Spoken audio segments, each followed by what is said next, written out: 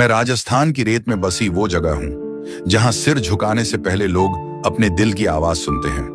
मैं हूं गोगामेडी, जहां वीरता भी है, भक्ति भी है और चमत्कार भी। आज सुनिए मेरी कहानी, मेरी जुबानी।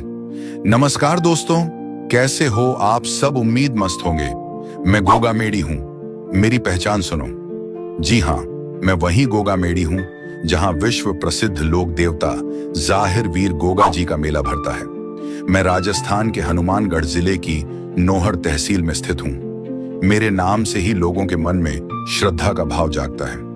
लाखों भक्त जन हर साल मेरे दर पर आते हैं, सिर्फ एक विश्वास लेकर कि गोगा जी उनकी मनोकामना पूरी करेंगे।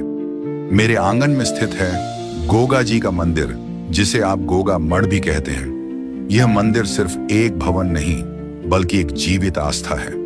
गोगा जी को सांपों के देवता, वीर योद्धा और गुरु गोरखनाथ के परम शिष्य के रूप में पूजा जाता है।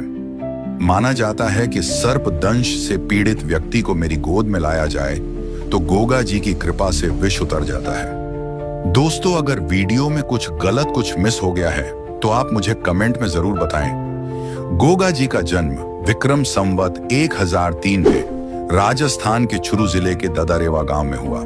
वे चौहान वंश के राजा जी के पुत्र और माता बाछल देवी की कोख से गुरु गोरखनाथ के वरदान से जन्मे थे। गोगा जी को गुग्गा वीर, जाहिर वीर, गोगा पीर, राजा मंडलिक, गोगा देव जैसे कई नामों से पुकारा जाता है। उनका जीवन धर्म, गौरक्षा, युद्ध नीति और मानव सेवा को समर्पित था। गोगा जी का अपने मौसेरे भाइयों अर्जन और सर्जन से विवाद हुआ। अर्जन सर्जन ने महमूद गजनवी से मिलकर गोगा जी के विरुद्ध फौज बुलवाई। जब गायों को घेरा गया तो गोगा जी ने रण क्षेत्र में उतरकर गोरक्षा के लिए युद्ध किया। उनकी वीरता इतनी प्रखर थी कि महमूद गजनवी ने उन्हें जाहिर पीर कहा, जो प्रकट होकर युद्ध करते दिखते हैं। गोगा जी अपने 47 पुत्रों और 60 भतीजों के साथ वीरगति को प्राप्त हुए। मैं सिर्फ एक तीर्थ नहीं, एक संस्कृति का जीता जागता रूप हूं। मेरे पास है गोरख टिल्ला, गोरख धूना, जहां गुरु गोरखनाथ ने 12 साल तपस्या की थी। गोरखनाथ मठ, मां काली और हनुमान जी की भव्य मूर्तियां पार्क, जिसमें विभिन्न मूर्तियां और ऐतिहासिक छतरियां आपको इतिहास की झलक देती हैं। गोगा जी पैनोरमा स्मारक गोगा जी के जीवन को चित्रों और कलाकृति से जीवंत बनाता है। मेरे मंदिर में एक हिंदू और एक मुस्लिम पुजारी एक साथ पूजा करते हैं। यह परंपरा धार्मिक एकता की मिसाल है। कहा जाता है 1996 से पहले सिर्फ एक माह पूजा होती थी, लेकिन अब 12 महीने दोनों समय पूजा, आरती, भजन और गुणगान होता है। यहाँ हिंदू, मुस्लिम, सिख, ईसाई सभी गोगा जी को नमन करते हैं। मेरे धाम में भेद नहीं है, सिर्फ श्रद्धा है। हर साल भाद्रपद माह के कृष्ण पक्ष की नवमी को मेरा सबसे बड़ा मेला भरता है, जिसे देखने राजस्थान, पंजाब, हरियाणा, उत्तराखंड, हिमाचल, यूपी और बिहार से लाखों श्रद्धालु आते हैं। यहाँ लगता है विशाल पशु मेला। खास तौर पर ऊंटों की खरीद फरोख्त होती है।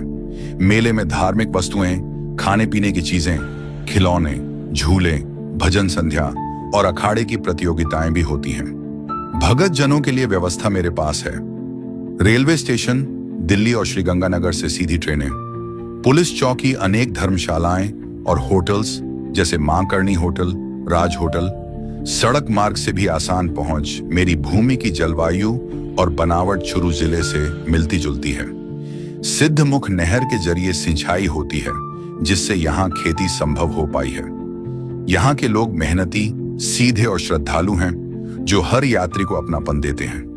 मेरे भक्तों की परंपरा, मेरे भक्त हल जोतने से पहले गोगा राखड़ी बांधते हैं, जो एक राख की डोरी होती है, जिसे हल और हाली दोनों को पहनाया जाता है ताकि फसलें सुरक्षित रहें। गोगा जी का सिर और शरीर लोक कथाओं के अनुसार जहां युद्ध में गोगा जी का सिर गिरा, वह स्थान शीश मेड़ी कहलाया, और जहां शरीर गिरा, वह स्थल मैं हूं, गोगामेडी। कैसे पहुंचे? मैं स्थित हूं नौहर से 30 किलोमीटर और सादुलपुर चुरू से 80 किलोमीटर दूर। आप रेल, बस, टैक्सी से आसानी से यहां आ सकते हैं, और जब आएं तो बस श्रद्धा लेकर आएं। गोगा जी सब सुनते हैं। मैं गोगामेडी हूं, एक आस्था, एक विश्वास, एक परंपरा।